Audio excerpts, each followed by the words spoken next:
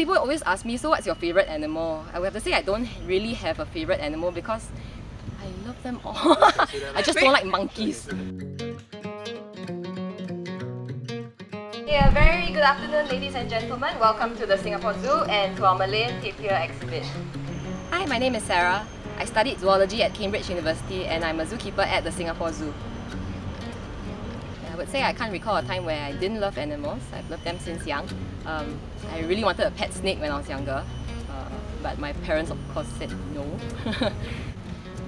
Both my parents are actually accountants, and they told me before I applied for university that I should choose a course that I was going to be interested in. After graduating, I would have to look for a job, and going to work will not be a chore.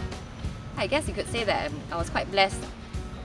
During university breaks, I would come back to Singapore because I got homesick. One of the things I wanted to do was to volunteer at the zoo. I volunteered with the reptile section, I think for 2 years. The curator at that time was the one that actually told me that they had a job opening, and so I just naturally applied. Each species is so different. I've taken care of several. Giraffes, the rhinos, the big cats, sea lions, and right now I'm currently taking care of Brazilian tapir.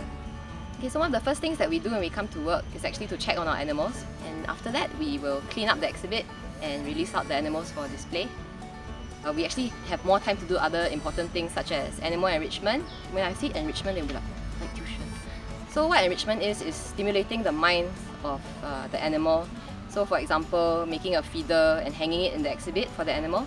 What happened to the animals at night? So there's this misconception that the animals from the Singapore Zoo move over to the night safari at night.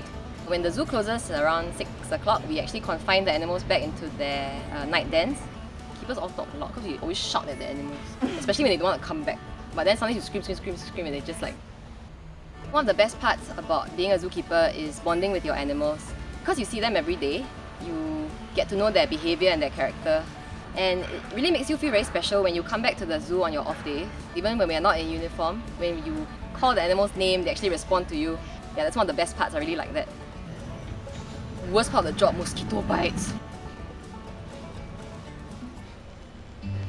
I encountered people that tell their children, oh, if you don't study hard, you'll end up like her, sweeping and raking in the exhibit. It used to affect me a lot because I felt a bit offended. Many of my colleagues actually have diplomas and degrees, sometimes not even related to zoology, but they join the zoo out of love for animals or interest in being out in nature. I wouldn't say it is dirty work, it's actually work that's essential to maintain the health of your animals. So we also get people, if they can't see the animal and we happen to be in the exhibit, they'll be like, oh look, it's a zookeeper exhibit, or look, it's a Homo sapiens exhibit.